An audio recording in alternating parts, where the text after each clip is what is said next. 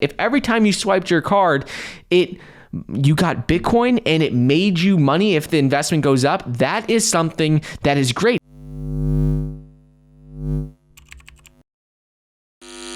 I don't know if you've heard of the story yet with LG. Have you? No? Well, let's just get right into it. So welcome back to Michael on the mic. Crazy story with LG. LG is officially quitting the smartphone business. They're leaving it officially. They've been trying for years to try and enter the smartphone business. We've heard a lot of rumors this year already about foldable phones, new designs, things that they've been coming up with that they've been working on. But now they're saying that they are officially exiting the smartphone business. They confirmed this officially. They said what they're doing is they're going to be focusing on resources in growth areas such as electric vehicle components, connected devices, smart homes, robotics, artificial intelligence, business-to-business solutions, as well as platforms and services. They said basically they're just focusing on the other portions of their business.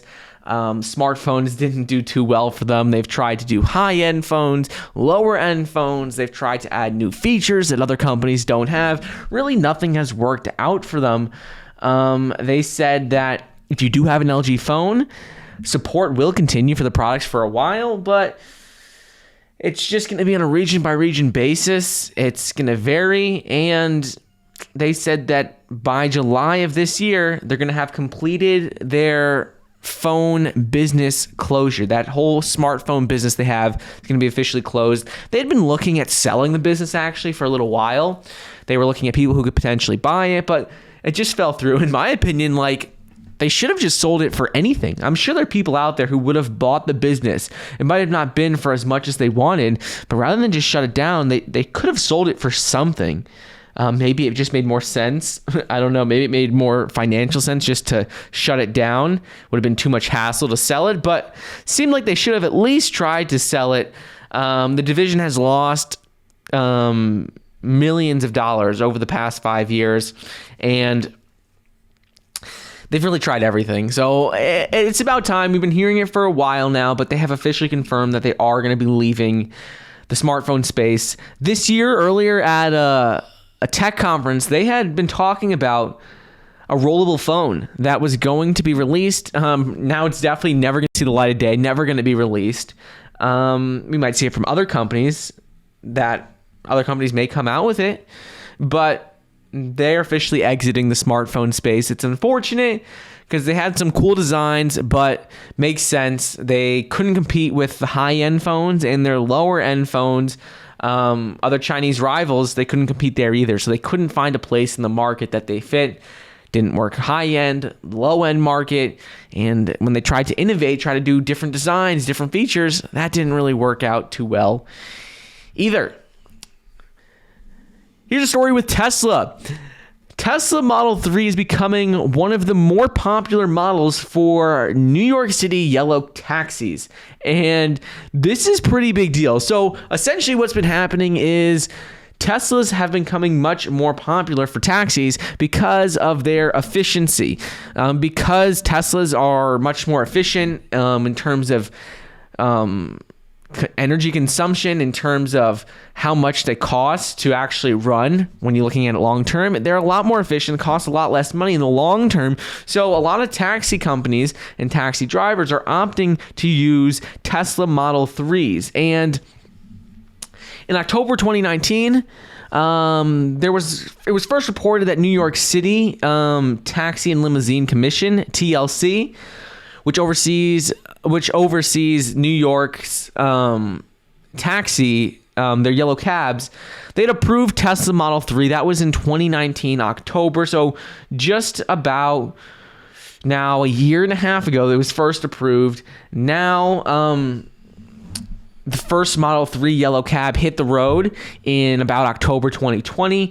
Now we're starting to see more and more of them in New York City, and we're probably going to see these more around the U.S. as well. Other countries already have Teslas and already use Teslas for their cabs because they are just more cost efficient when you're looking at it long term.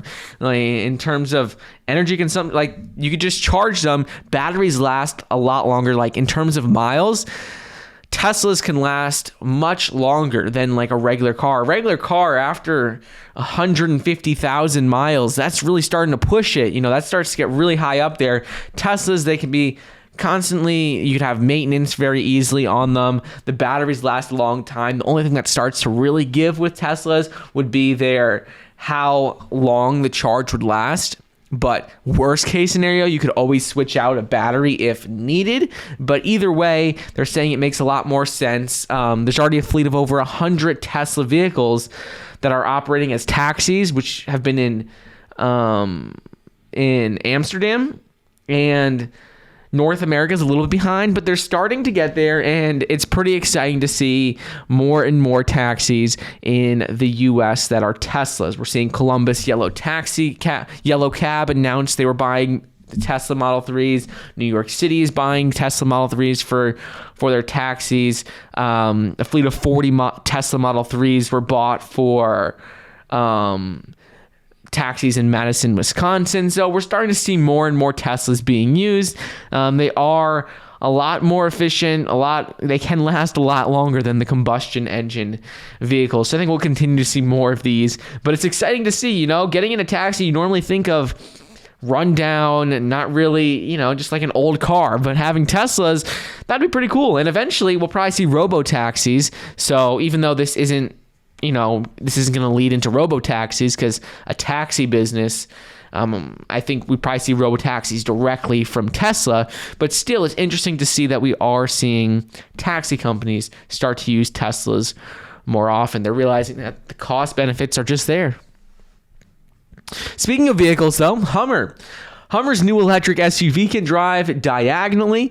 It's called like a crawl, and it has 300 miles of range, and it's a price tag of $110,000. GM has a whole lineup of about 30 new electric vehicles that are going to be announced within the next couple of years. They're transitioning their entire lineup from combustion engine to electric vehicles, and GM says that the reservations for this Hummer SUV have already been fully booked. Same with their Hummer pickup truck. And the main differences between GM's SUV, like the Hummer SUV and the Hummer pickup truck, is going to be just a couple of things. So the first and most glaring difference is going to be in terms of miles, how long they can last on a single charge. So the pickup truck lasts about 100 miles more of range than the SUV. Also, the pickup truck has slightly more horsepower, and it's able to charge slightly faster. So in terms of the pickup truck, the Hummer pickup truck, for charging, it can charge at 350 kilowatt hours for fast charging capability, which is equivalent to 100 miles in 10 minutes. And the SUV can do 300 kilowatt hours, so slightly less. But it's just going to, appeal to a different audience. SUVs versus pickup trucks appeals to a completely different audience, and they're really bringing the Hummer back. They're trying to do everything they can. It's been a big name years ago. It used to be a really big name, but now being electric, it could be pretty successful. A lot of people are very excited about it, and it looks very similar to what they used to have. Obviously, it has the new infotainment systems, has the new feature called Crawl, where all four wheels can turn in a direction and the vehicle could go diagonally at very slow speeds. So it has all these new features, new infotainment systems. It's electric. I think it's going to be pretty successful, and they've already are fully booked in terms of reservations. It's going to start off at $110,000. Eventually, they're going to have some lower price models that are going to come out later. First models are going to come off the line in early 2023. And then by early 2024, we'll start to see more affordable models that are around $80,000. They're going to have a little less range, maybe a little less horsepower, but they will be about $20,000 cheaper. But let me know what you guys think of this. I think it looks pretty cool. I think they're going to continue to do really well for GM, and I think the Hummer, their electric lineup, is going to do pretty well.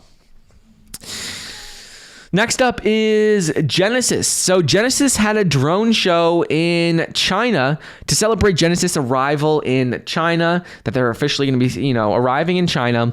And they had a record-breaking number of drones that were in this show. That was 3,281 drones that were made up of basically over the harbor with just different designs in the sky using over 3,200 drones. And this was a world record. Previously, the world record was using about 3,051 drones. This is about 225 drones more than the record. And the designs look like, when I looked at this, what this makes in the sky, the designs look like something you would see out of like a futuristic movie. And because they're like fireworks, but it looks like there's statues and things in the sky. It looks like it's just graphics. It doesn't even look real, in my opinion. Like, you see the Genesis logo, you see the different cars that they make out of drones, and this is pretty cool. This is the world record for the most unmanned aerial vehicles airborne simultaneously. So no one's controlling them. They're just all programmed to form in these different designs. But this was Genesis, their official celebration of launching in China. So this is Hyundai's luxury electric vehicle, which their luxury vehicle brand, which is Genesis. This was pretty cool. Like, I would rather probably see this than fireworks. I think this is cooler than fireworks. They could do so many cool designs with this, and they could go up just as high. They could have just as cool of designs. I like this. I think this looks really, really cool. Here's a story. Tim Cook came out the other day in an interview, and he spoke about Apple's new mixed reality glasses, the AR technology, VR technology, where he sees it going, and some other things about Apple's interest in building an electric car as well. So typically, we don't hear Apple talking a lot about what is going on behind the scenes. They're usually pretty tight-lipped. They don't let a lot out, let people know what's going on behind the scenes in the company, like what they're testing in their facilities. However, during this interview, Apple CEO Tim Cook, in an interview with the New York Times, he said that when you're looking at AR and VR, some of the most important things are going to be the technology. The technology is critically important. And he says the way that Apple sees AR in the future is that it's going to enhance conversations. So he explained how he and the person who was interviewing him, they're having a great conversation. In person, you could have a great conversation. But arguably, he said it could be even better if you were able to show each other graphs and charts in midair by just looking at your glasses and looking at displays that appear on augmented reality glasses. So he says it's going to enhance conversations that people have by showing pictures or graphics or things that people are actually talking about. So if you're just talking with a friend, you're at business, you're doing a business meeting, it could be a lot better of an experience using AR glasses. He says that is going to be that's what they're trying to do. They're trying to enhance conversations, make them even better, and use this to just really enhance how people communicate. Apple, we've heard rumors a lot about them. I've done a couple of videos on the mixed reality glasses, which a lot of people are expecting to come out in 2022. They've been working on this for a while now, either some sort of mixed reality glasses. And so it's interesting to see that he's actually speaking about this before they've released it, because we don't hear them talking about it a lot. In the interview, he said that a lot of products they work on never see the light of day. So nothing's guaranteed, but AR glasses, some sort of mixed reality, that's for sure going to happen. In addition to this, Apple CEO Tim Cook also came out and spoke about Apple's work and their testing on an Apple car. So what he said is there's been a lot of rumors about Apple coming out with a car, whether that's the technology, the autonomous vehicle technology, whether that's building their own car. There's been a lot of rumors. People don't know. Are they just going to license out technology, or are they going to build their own car? But he really hinted at the fact that they're going to be building their own car, which would be a huge deal. A huge deal. He says that we love to integrate hardware, software, and services, find the intersection points of those, because we think that's where the magic occurs. And so that's what we love to do. We love to own the primary technology that's around that. And Tim Cook referred to autonomy as the core technology. And he says there's a lot of things you can do with it, and that they like to own the hardware, which means that they are potentially, and it looks like very likely, that they're going to be building their own vehicles, because they want to own the entire process. They want to own the software, hardware, and services. And the only way they could do that is if they own the actual vehicles and not just the technology, not just the autonomous vehicle technology behind it. So this would be a pretty big deal if this actually comes to fruition and that happens. Obviously, it's still in their testing facilities. They always are working on testing hundreds of different projects at a time. So we don't know exactly what's going to come out of it, but we do know that they currently are working on it. And in an ideal world, it seems like they would prefer to have their own vehicle with their own technology and own all the different parts of it, the services, the software, and the hardware. Next up is Google. Google is testing an incredible new Google Maps feature for grocery pickups. Currently, they are running a test, like a pilot, with U.S. supermarket Fred Meyer. And what they are doing is essentially they have a pilot program that makes it possible for Google Maps to track the grocery order status, share ETA with staff, and then let the store know when you've arrived at the location so they can just bring your items to you immediately. So it really communicates directly with the locations, like where you are in real time, so they know exactly when you're going to arrive so they can have your order ready for you. This is going to make picking up groceries much easier, and really eventually they could have this integrated not just in grocery stores but also into restaurants and restaurant pickup.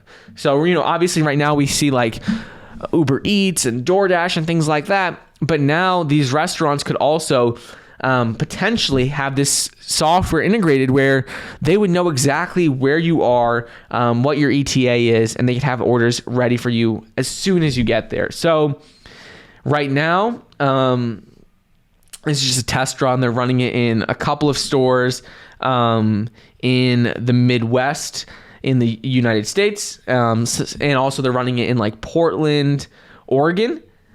So for now, it's nothing official. They want to see how it works, if people like it, if it makes this contactless approach easier to picking up groceries. If it makes it easier, we'll probably see it rolled out to more and more locations. They have a lot of big features coming out already in 2021 with their live view, which allows you to navigate indoors in airports, train stations, malls, and things like that. So this would be another really big feature if we do see this, especially with the pandemic. People like to pick up groceries, have like this contactless approach where they don't have to like go inside or interact with people as much. They like to have this contactless approach. Next up is Uber. So Uber has had a lot of issues in the past with drivers, some issues with safety, some issues with people who have disabilities not getting dropped off in the right places or being discriminated against. And now Uber has to pay a blind woman $1.1 million after drivers have stranded her 14 times now. And this has been an issue in the past for Uber. Uber was sued in 2014 for discriminating against blind people and their guide dogs. And they agreed to like a $2.6 million settlement in 2016, 2 years after the lawsuit happened.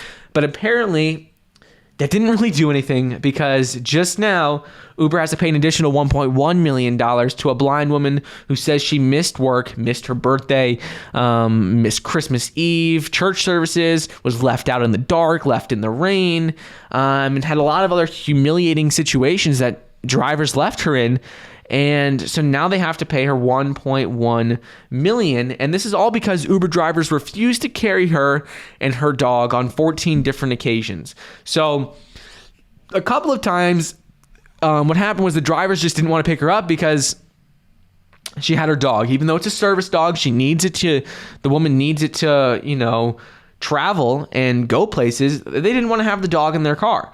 And in addition to this, other times she would get in the car and the drivers would get very angry about her having a dog and then just tell her that she would have to get out or threaten to leave her on the side of the road. And being blind, that is a really difficult situation to be in. They can't, for anyone, that's annoying. But if you're blind and they say you have to just get out and you're left on the side of a road, that could be really dangerous. It's an unfortunate situation. It could be really dangerous. So what Uber has done, you have to pay $1.1 million in this lawsuit, but also now they have a dedicated support form for issues with service animals. And one of the questions is, were you denied service because of your service animal? So was your service animal denied service is the very first question. Switching gears a bit to Bitcoin. So Grayscale Bitcoin Trust confirms it's going to convert, and it is 100% committed to converting its trust into an ETF. And this is a big deal. So currently, for the first time in years, GBTC, Grayscale Bitcoin Trust, is at a negative premium. So essentially what that means is, for years, for most of the time GBTC has been available, it's always traded higher than the price of Bitcoin. So if Bitcoin was $10,000, you could see May of 2020, GBTC was $20,000. Or when Bitcoin was around 20,000, GBTC was at 40,000. So it's always had a higher premium, but now it has a negative premium. And the main causes for this has a lot to do with the fact that GBTC, Grayscale Bitcoin Trust, is not an ETF and it's a trust. So the difference between a trust and an ETF is that Grayscale Bitcoin Trust was formed because the US, the SEC, didn't allow companies to create a Bitcoin ETF because of regulation issues. And Grayscale Bitcoin Trust, they had applied to become an ETF a couple years back, I believe in 2016, but then it didn't end up working out. So now they're applying again to change from a trust to an ETF. And the difference between a trust and an ETF is that, like a Bitcoin, the difference between both of them is that, like a Bitcoin ETF, the Grayscale Bitcoin Trust was formed as a way to let institutional investors get exposure to the price of Bitcoin without actually owning Bitcoin itself. So if you look at ARK Invest and their ETFs, the only way they can have exposure to Bitcoin right now is by investing in GBTC. They can't invest directly in Bitcoin or Ethereum or cryptocurrencies because of regulatory issues. So the only way they can get exposure to Bitcoin is by investing in GBTC. However, the main drawback of Grayscale Bitcoin Trust is that, unlike an ETF, the trust doesn't allow investors to sell their shares to Grayscale and receive the underlying Bitcoin back. So if you own GBTC, you can't get the Bitcoin that you're supposed to own, the underlying Bitcoin that essentially it's backed by. So you can't do that. With an ETF, you would be able to do that. And so that's the main drawback of having an ETF versus a trust. So once they've currently applied to be an ETF, once this were to go through, we'd probably see the price of GBTC be much more in line with Bitcoin. It would probably be much more correlated to the price of Bitcoin, because now it has a negative premium, and that's not something we've seen in a while. It'd probably be much, much closer to the exact price of Bitcoin, which would be better for institutions in general, and would also keep Grayscale Bitcoin Trust as continuing to be the leader in the Bitcoin asset and Bitcoin space. So that would be a really good thing. Next up, I don't know if you've seen this, but Xiaomi had a big conference the other day. CEO spoke. They unveiled a lot of different products, and now they're also making a big bet on the electric vehicle space.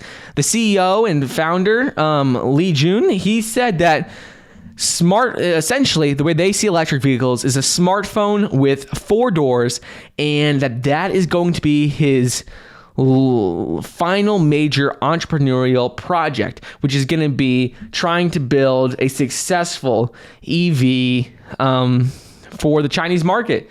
So when he stepped on stage the other day, he essentially just compared smartphones to building electric vehicles. He said smart cars are smartphones with 4 doors, because really what we've seen over the last couple of years, what we've come to learn is that electric vehicles, the most important part of them is their technology. That's why they have such high valuations. That's what everyone is so excited about, is the technology in all of these vehicles. That's what gets people excited. That's what's going to lead to robo-taxis, autonomy, self-driving vehicles, and all the technology integrated.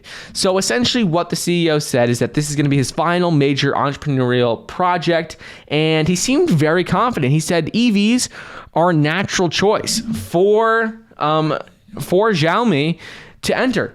It's a very disruptive space right now. A lot of companies are trying to get in. And at this point, a lot of the barriers to entry have been taken down. Before, batteries used to be very expensive. A lot of the parts were very, very expensive. But with battery costs going down, parts getting more accessible, the barriers to entry are not as high anymore, especially when you're a multi-billion-dollar company like Xiaomi. And Xiaomi right now, while it isn't exactly the same, like there's a lot of different supply chain issues and a lot of different aspects of a supply chain when building a car, whether it's electric vehicle, combustion engine vehicle versus building a phone. They think they're very confident in doing this. According to analysts, they're not late at all to this run. The Chinese EV market is set to grow tenfold, 10x over the next 8 to 9 years by 2030. They're expecting to grow that market by 10x, tenfold. So that is massive, massive opportunity. Right now, companies like NIO, XPeng, Li Auto, Tesla, BYD, all these companies can't even come close to meeting the demand for electric vehicles. So there's not an issue of the competition is there, yeah, but there is way more demand than there is supply right now in terms of electric vehicles in China. So this is a great time for them to enter. A couple of problems are supply chain is pretty difficult, and there's going to be a lot of challenges that they've never faced before with smartphones. Other issues that they're going to run into is that building an electric vehicle usually takes a lot longer to bring a vehicle to market, an entirely new vehicle to market, because of regulatory issues concerning safety with government regulations, things like that. So it's not like the same safety standards of building a phone.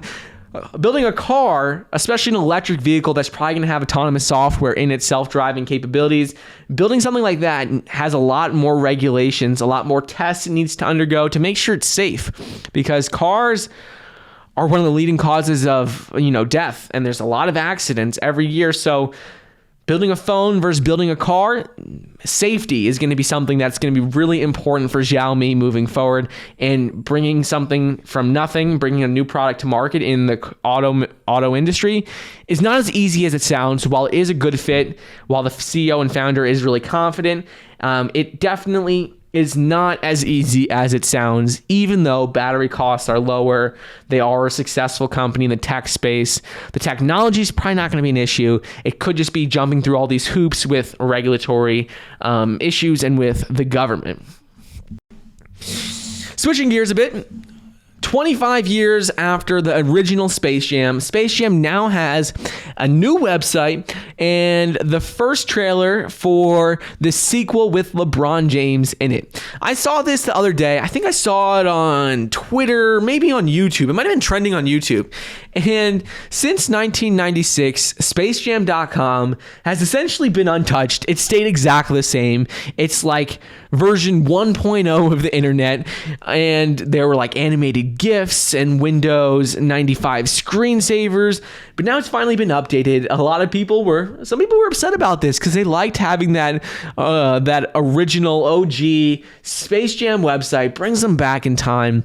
So it's not gone completely. You can go to spacejam.com/1996 and see the original Space Jam website. So they didn't get rid of it completely. But this new one with LeBron James in it is something that a lot of people have been looking forward to for years now. Everyone knew it was going to be LeBron James. There's been interviews in the last couple, I believe in the last 2 years, where he's spoken about having to go to practice for his team, then going to games, and then, immediately having to train and play for the movie. So what he actually did is he built his own, they built like a basketball arena and court just for him to practice on, where he could easily go back and forth between practicing with his team and filming for the movie, because there was a lot he had to do filming, but he didn't want to take time away from actually, winning championships, playing in the finals, making the playoffs. And he's been changing teams the last couple of years. He's gone from the Heat, to Cavaliers, to Lakers. So he's had a lot of practice time that he's need to get in with his teammates, and so they've built their own stadiums. But now this new trailer, they built the own court that he could practice on while he was filming the movie. But in this trailer, it looks very very similar to that first Space Jam. Obviously, next generation graphics. Graphics are at a whole new level, but this is something that is very cool. It's supposed to arrive on July 16th in theaters and HBO Max simultaneously, and I think this is going to be a really big hit. I'm definitely going to watch this. I'm excited to see it, so it'll be interesting to see what happens, how people react to it. Theaters July 16th. Speaking of a crazy story, Piestro, which is a pizza startup, vending machine pizza startup, officially announced a partnership with Pop ID for face-to-pay technology. This is like, Barstool Sports, Dave Portnoy. This should be his next pizza review. Piestro, he'd probably this probably get like a 1.0, 1.1. He probably wouldn't like this at all. Pizza from a vending machine? I doubt he'd like it. But Piestro, they announced this partnership with Pop ID. And what Piestro is Piestro is a pizza, a standalone, fully integrated cooking system and dispenser that creates an automated pizzeria. The machine uses fresh ingredients and custom recipes to make quality pizzas.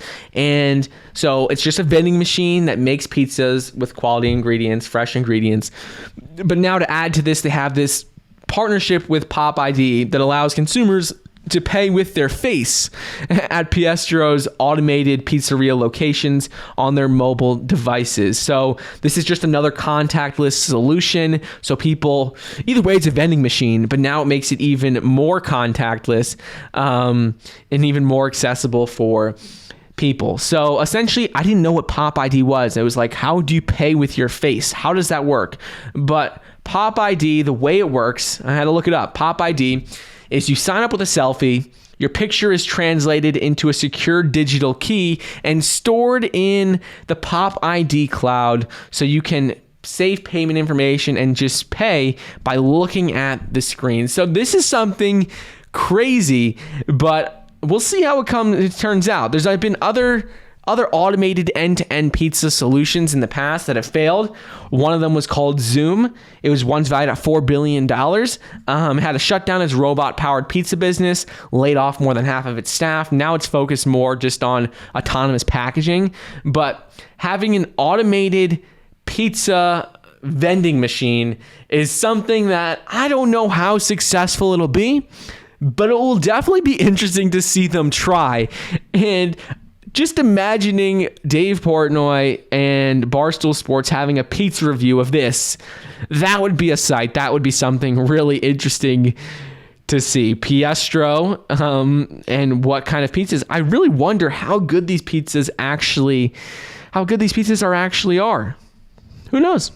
Now on to probably one of the most interesting credit cards I have seen out there. This credit card, I think, is going to be a massive success because next generation credit card that offers Bitcoin in place of airline miles. Everyone knows that airline miles, points on your credit card that go to hotel, travel, things like that. That has not been as useful during the pandemic, but now this new credit card company offers Bitcoin in place of airline miles. So essentially, your return from Bitcoin that you get like cash back, you get Bitcoin back instead. That could actually pay for itself, pay for the whole entire item you got in a couple of years if Bitcoin's price continues on the same trajectory it's currently at. So if you get 10% back, which is very possible with this company, and the price increases, let's say 10x, and Bitcoin goes to $600,000 over the next 10 years, well, then you'll make all of the money back that you would have gotten. And in my opinion, I think this is way better than getting airline points or points to travel with or for hotels. I think this is so much better. So this next generation credit card is already started to roll out. They're already testing it with about 10,000 people in a partnership with Visa, I believe. And they're going to be rolling this credit card out to over 200,000 customers who are currently on a waiting list by April 2021. So by the end of April 2021, there'll be over 200,000 people who have access to this credit card. And essentially the way it works is this is a company that gives you Bitcoin back for every purchase you make. The more times you swipe, the more Bitcoin you get. And instead of earning like $25 cash back, you would earn $25 in Bitcoin back. And the reason that I think this is way better is because your cash back is great, but a lot of the time with the cash back and all these rewards, you don't really look at them, you don't use them right away. But what if you got money back from making every purchase every time you use your card, and that money just continues to grow without you even thinking about it? If every time you swiped your card, you got Bitcoin and it made you money if the investment goes up, that is something that is great. Same thing with just purchasing stuff and having money going into the stock market with like an Acorns investment or Stash or a company like that. So this company, they're called Fold, and Fold's average rate of return is 8.5%. You get like back for your purchases, and that's possible because of Bitcoin's current price increase and what's going on with Bitcoin. If Bitcoin starts to go down, well, you're not going to get 8.5% back. This is really just because Bitcoin is doing really well right now. But essentially, the way it works is it's sort of lottery system where every time you make a purchase, each customer you get like a spin after every transaction where you get a certain percentage of Bitcoin back. So if you're lucky, you can get 25% back or even 100% back on a transaction. Most people in the program get around 3% back, but the average comes out to be 8.5%, and that's possible right now because of the rate that Bitcoin is growing at. So I think this is something that is going to have a lot of success. I would have this credit card for sure because the benefits it's just like an app that every time you make a purchase puts money aside, but instead it's a credit card. So it's exactly like an Acorns investment, but it's a credit card company with Bitcoin. Like Acorns Investment, they offer cards and things like that. But this is a very similar thing. The company is called Fold. I'm going to keep you guys updated on this, and I'll let you know if I get one. But I think this is really, really interesting. It works like a lottery system. Every time you make a transaction, every time you swipe your card, you spin a wheel. You could get anywhere up to 100% back. And, this isn't sponsored or anything. I just thought this was really, really cool that every time you make a purchase, you can get Bitcoin back, and that money will just continue to grow on itself. Next up is Ethereum. Ethereum has been on a roll lately, well over $2,000 per coin. It has done extremely well this year, even better than Bitcoin. And Ethereum whales decline, and Ethereum on exchanges have hit a 19-month low, and this is really important. So the outflow for Ethereum on exchanges was $1.5 billion in a single day. So the net flow was negative $560 million. Essentially, this means that $560 million left crypto exchanges, which means it went to like cold wallets and cold storage, meaning that it's not available for people to buy and sell that money. So if you bought Ethereum, people moved it to cold storage, digital wallets. So that means it's not as easy to buy and sell. What that does is it decreases the supply on these exchanges. Essentially, it's going to drive the price up even more. So right now, as it stands, there's 14.7 million Ethereum left on crypto exchanges, and that's only about 12.8% of Ethereum's total supply. So that means 88% of Ethereum is not on exchanges and not available to buy and sell, which means that most people are just holding it in cold storage, probably for the long term. And having only 12.8% of the supply available, that's going to continue to drive the price up. Less supply, if people want to continue to buy it, it's going to drive the price higher and higher. This is a 20-month low in terms of Ethereum and how much is available to trade on the exchanges. And this is something that's going to continue to drive the price up. Obviously, people are pretty confident about this moving forward.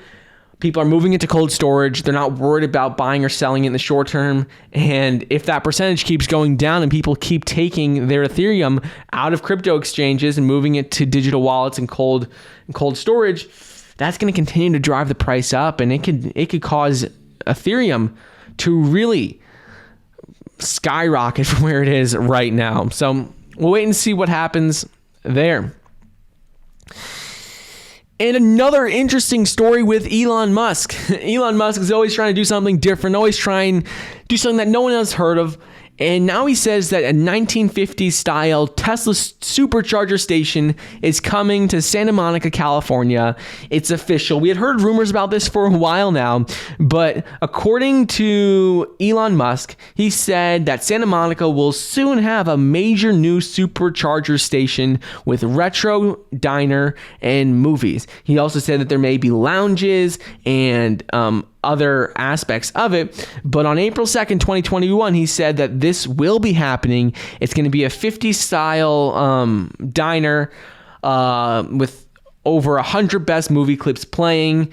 And it's going to be something that people can watch while their vehicles are charging. So right now, the problem with Tesla and their charging stations is that Tesla's becoming so popular that these charging stations, they can't keep up. And the more people who own Teslas, the more people are going to be at these charging stations. And the more people who are at the charging stations, the longer the waits are going to be. So right now, even though their vehicles are getting to be, the fast charging stations work a lot quicker than they used to. In just 30 minutes, you can charge. You can go from like 20 to 80% battery. Still 30 minutes you have to wait. So they're trying to build out, trying to make it more of an experience. And this will be interesting to see if Tesla does this in more places. There's a lot of places around the country where they have massive gas stations that are almost like built like malls, and especially in Texas. So they have like shopping and restaurants. So this would be something pretty similar. It'd be like just a big gas station, but obviously like an electric vehicle charging station. And they'd have a lot of different things that people could do there while they wait their 20 or 30 minutes to go and charge their vehicle. So it'll be interesting to see what happens here as vehicles, continue to be able to charge faster and faster.